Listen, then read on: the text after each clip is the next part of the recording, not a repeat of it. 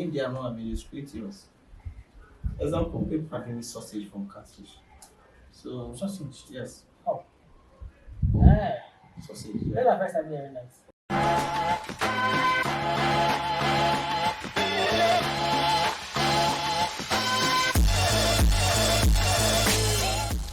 It's a beautiful brand new day. Welcome back to another exciting farmer week in Ghana. If this is the first time seeing me, I'm Charles, another channel. We talk about agriculture here in Africa. In today's video, we're going to look at catfish farming. I think I'm going to visit Ivan's farm. I've been here before, I think somewhere around last year, to look at how he started, how the journey has been going into catfish. He has a beautiful setup here with a house and a pond, kind of. So if you've not checked it out, I'll link that video in the description. And also you can see that video over here, so you can click on it and go and watch it. But in today's video, we're going to look at the journey of catfish farming, how to understand the business of catfish farming, some information that will be useful to you as a beginner. Most people call me and ask about how they can get started, information that will be useful to them. Is there markets for it? How do they market their catfish and all of that? We're going to look at the business of catfish farming in this video. So yeah, stick and stay as we get into the video. But before we get into the video, make sure you like, comment, share and subscribe. Share this video to a beginner, anyone who is interested in learning about catfish. So yeah, without much ado, let's get right into the video. Okay, so I'm here with Ivan.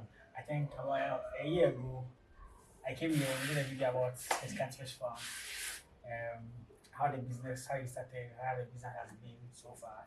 He has the pond, his house, and he has a pond, he has the catfishes in it. So I think today, I think last time we spoke, you said you wanted to start the hatchery. Yeah. So you will look at the hatchery. We have to just catch up on how the business has been. About a year now. So like in total, how many years have you been doing the business? 4 years. Sure. They are going to look at it. So you know how the business actually is doing catfish. So most people call me asking about whether it's profitable, how to do business, how to get market and all of that. So I want us to take have a look at that, look at the value chain when it comes to the catfish farming, how people can market themselves, how the people they have this. Okay, so from me, my experience is, I think before you even start, you have to get someone who is going to be your broker. Okay. Okay, that's a strategy me I think will help, because you wouldn't know every farm or every seller, every buyer, someone who wants to buy. So maybe when you get, I have brokers who take like 2 tons, 1 ton. Wow. So if you get people like that who has their own chain of buyers, they take from them and they go and sell to them. Because when you're in the pond, they take from buyers, buying feed for them, and so your expenses will still be going, because you don't have you are not on the grounds. So when you get someone who is a broker, who has his own buyers, you connect the person to your farm. So that as soon as you get a produce, you call him, oh, I have this quantity, so I want to sell. The person brings his buyers To come at least. Yes. The person will take a little bit of cut from Of you course. too as well. No one is, no one works for God. So I understand. Okay, so see for new beginners, I want them to understand. So let's look at the various value chain when it comes to like the catfish farming. Suppose you are doing catfish, what are the means or various ways of selling it? I know some sell it raw, some do smoke and all that. So all that I wanted to look at it. So if you're a beginner, someone wants to start, because I get calls, people want to venture into the business now. They want to understand how the business works. What are the avenues of selling your catfish? I know some sell it to the point and kill people. Some also use smoke and sell to the market today. yes. Are there the main 2 ways of selling catfish in Ghana? Or the other avenues of doing that? You mean only selling in Ghana? Not like only selling in Ghana, like the avenues of If they are not available, create yours. Example, people are doing sausage from catfish.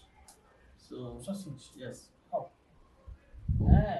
sausage. That's Yeah. the first time hearing that. Oh, okay.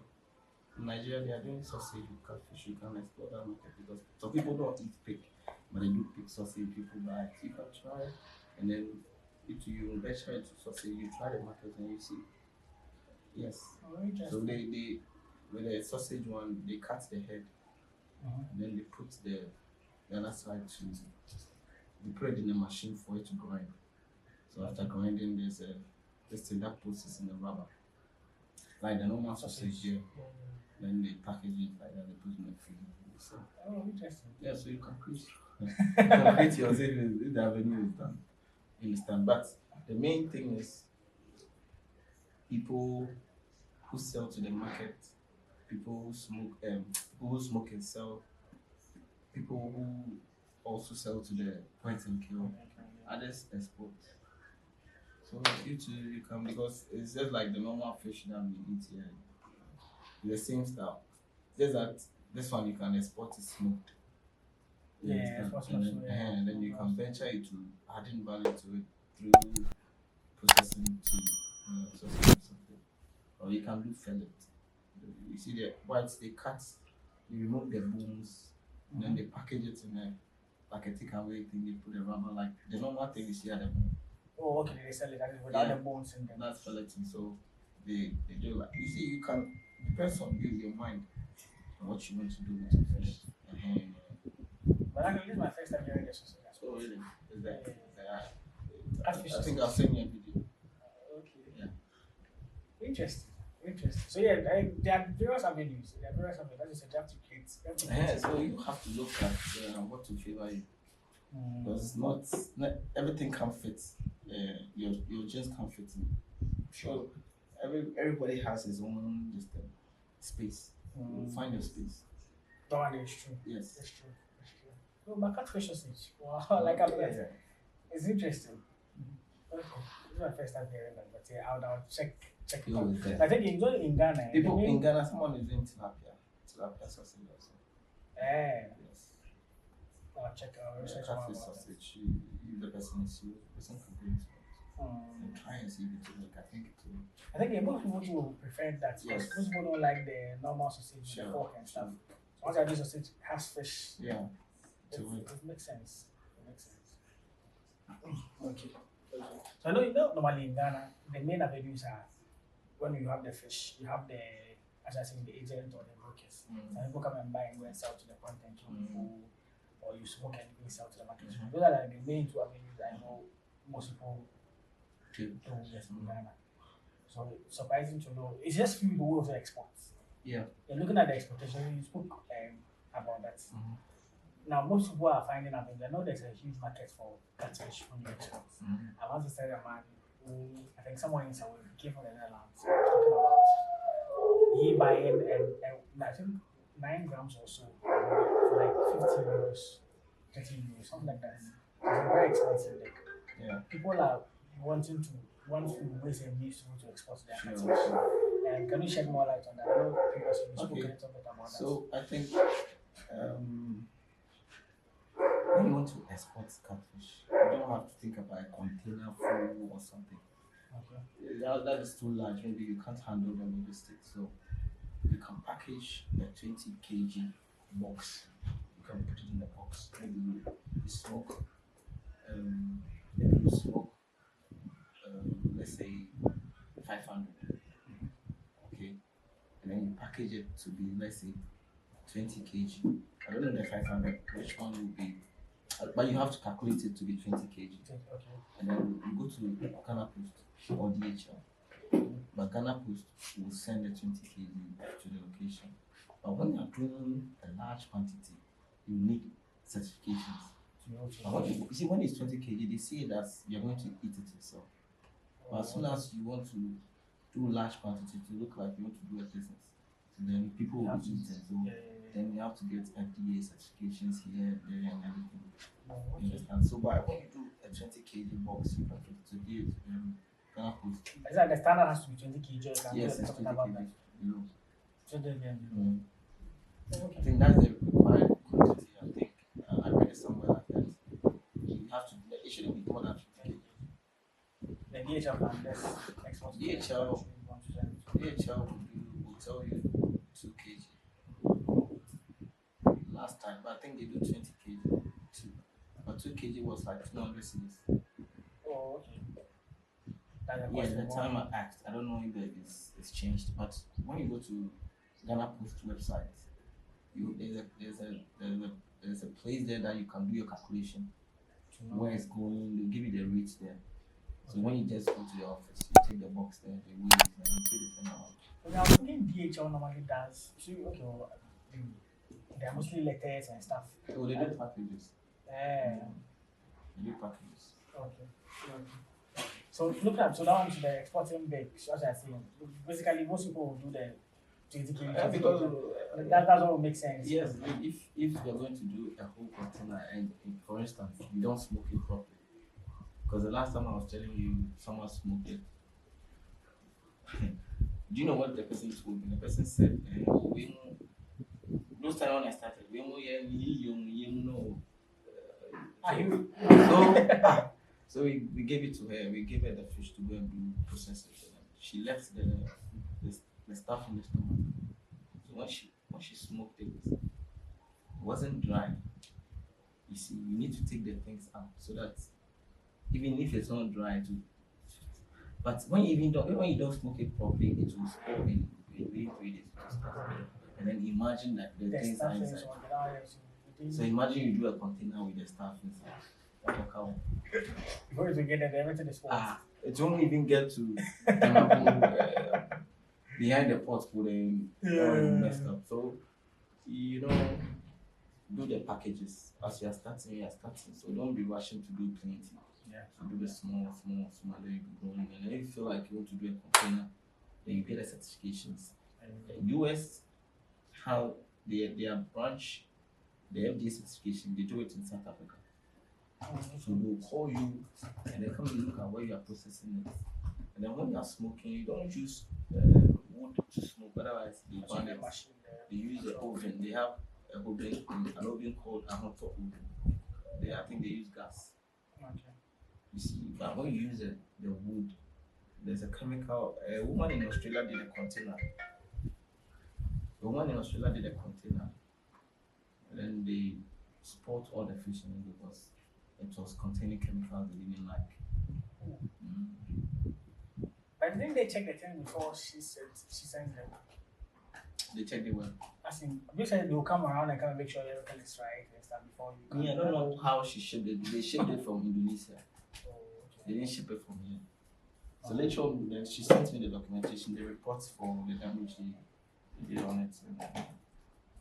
And she told me this is what happened to her. So imagine you do all the wrong things and then you spend all your money, your investment in a container and then they get messed up. Okay, let's say you even gets to the destination. How are you going to distribute a whole container of fish?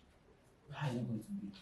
But we need some who have people at the other end when they get there, they do the distribution for this. Yes. So you need your plans made up. Like you need It has to be solid. Yes. The grounds need to be okay before you even try doing a container. So you do small packages that someone can handle, to the shops, small. So you can be doing 20 kg every week. Nobody has a problem with that. Yes.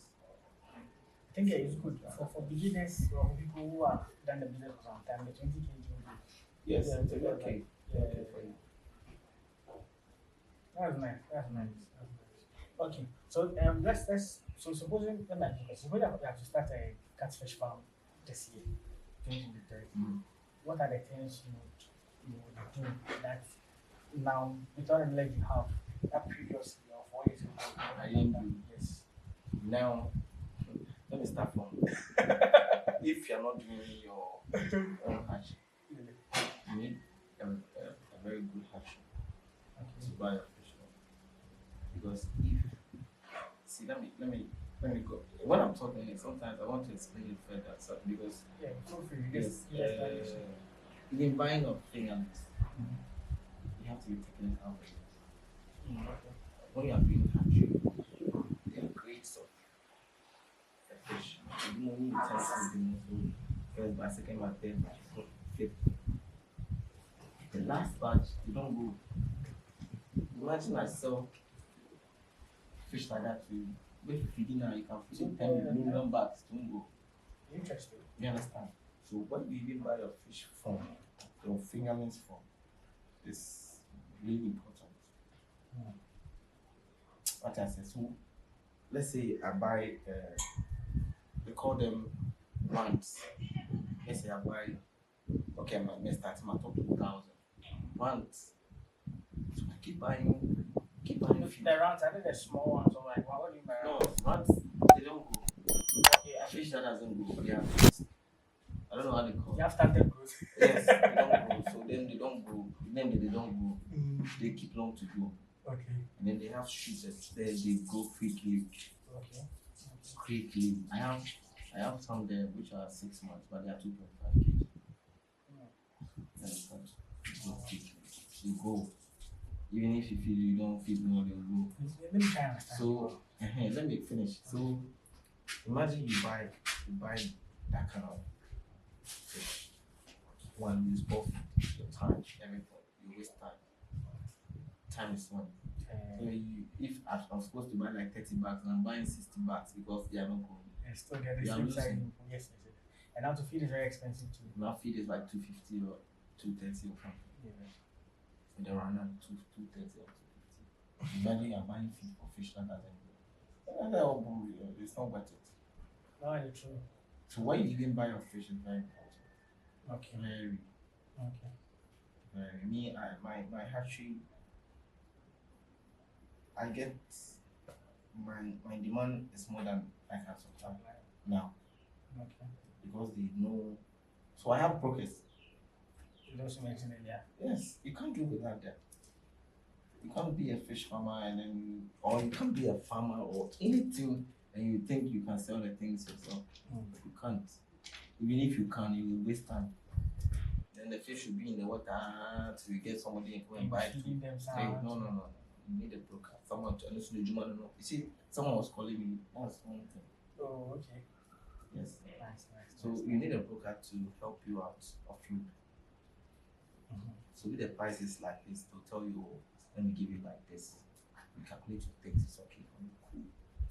But if you feel like you want all the money and then you can go and look for your own person, it's up to you. Sure. No one is there. Yes, it's up to you. So I tell people that master, you need someone to push you. Day to day can't do the farming. But The guys that buy from me, they can't do the hatching. For so many reasons, they can't do it. All they do is they sell. They are good at it. I think that's the beauty about the value chain. Yes. Some people who actually farm them, and who also Buy. desire to sell to people, buy and sell to people. That's why there's agents for everything. We don't For make- everything. So I believe in agents. It makes sense. So you made mention of, so you said the shooters and all of that. The root that every go. I wanted to ask this question. So is it that from the broodstock you have, maybe when you do your first breeding with a particular broodstock, then he does another breeding. Is it like upon subsequent breedings or like let's say 3-4 times? No, I don't repeat. I don't repeat broodstock. So from the first one, that If I use the first one, I'll sell it off or I'll chew it. so how then? Sure. So then how then do we get those who don't grow, like those who produce fingerlings that don't grow? Okay, let me explain something to you. If a hatchery produces some will grow, some will not grow. I don't mean all the population won't grow. Okay. But if you want a good seedling seeds, fingerlings, you should use a shooter which grew up to be a broodstock. Okay. Your broodstock, because to have good fingerlings, their characteristics are the parent stock. That's supposed to go to the fingerling, you understand?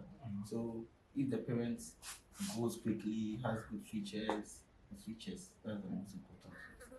You understand? So your broodstock is very important. To me, I've even made up my mind that I want to start that side of the business. I'll be doing broodstock for people to buy. I'll sell 1 kg for 100 cedis. My own game. If it's 3 kg, I'll take it here. Yes, it's business. Because to get those kind of fishes is becoming difficult. Okay. So now we spoke about features. If I'm going to buy a fingerlings from someone, from a breeder, how do I determine the good fingerlings from the bad ones? You see, sometimes you see I forgot the name. They have this thing that the reason they call it Whiskers. catfish. Yes. Yeah. You see, you check it. Sometimes it's short. Okay. Okay, it's short. The head is big, the body is small. Most are the rats. It is so much body.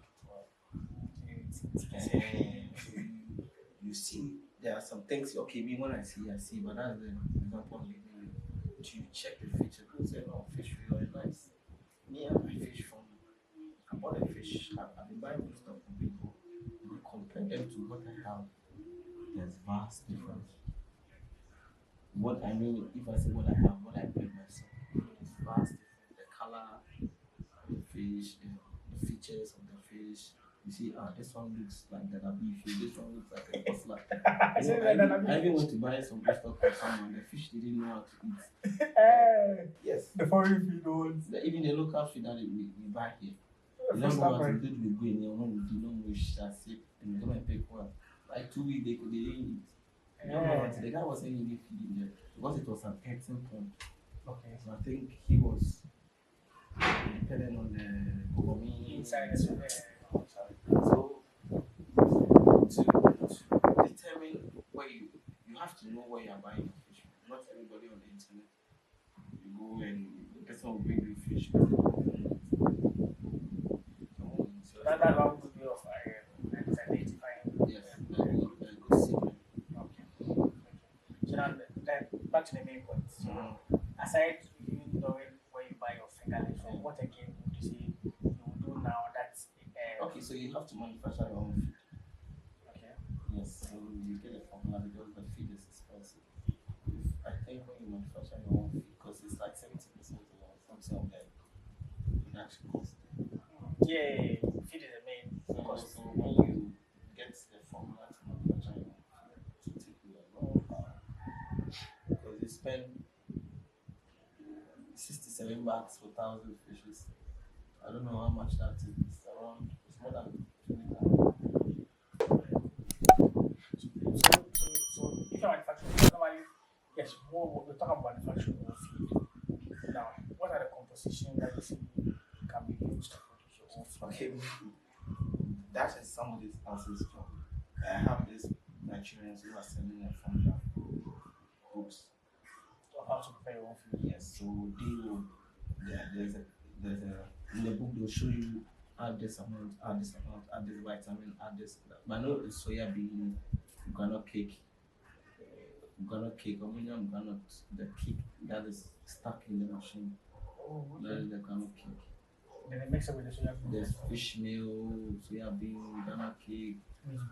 They add all those things, vitamins, and then you put it in a machine that pelletizes it for you. Okay. You understand? But I'm not mentioning everything. I get But you. if I you get really you. want to go into it, you need to find someone who has a book on it. I can maybe someone who's so experienced. I can maybe The person who is selling the book has done it, but I know this man in Nigeria. He's done the work for like 20 years or so. He was an accountant. Oh, okay. And then he stopped to do catfish. Yes. Nice. Yes, I have this number. If the people want it, I can share it to them. Yeah, we'll share. You can give him a call to find out how best you can. Yeah, so he'll tell you to transfer the money to him and then he will send you the book. Yes. Interesting. Okay. So yeah, knowing where you buy your fingerlings, try to produce your own feed of your own food. Yeah, what else? Get somebody to sell for you. Okay, so the book is Yes, in the book. okay. Then what again? I think that is it. If I remember, then Which of mine? yes. Okay. But these three are very important. Yes, if you can do this three, I think you go for it. Nice. Okay, sure. So you if I think we'll end this video here, we're going to look at the hatchery to know how you can hatch your own fingerlings. Okay. If you need some of the fingerlings to buy, you can also reach out to Yeah. him. So you're going to take a look at his hatchery for you to see for yourself what he does, know how he does it. So if you want to learn about it, you want to come and buy some of your own fingerlings too, you can also come and buy. Yeah. So yeah, please subscribe, like, comment, and share this video so we can all get to learn and grow the channel. So yeah, next week, make sure you join us in the video where we look at the hatchery, what he does. Maybe you want to start your own hatchery today, you can also get to learn from that video as well. Alright, I'll see you all in the next one. So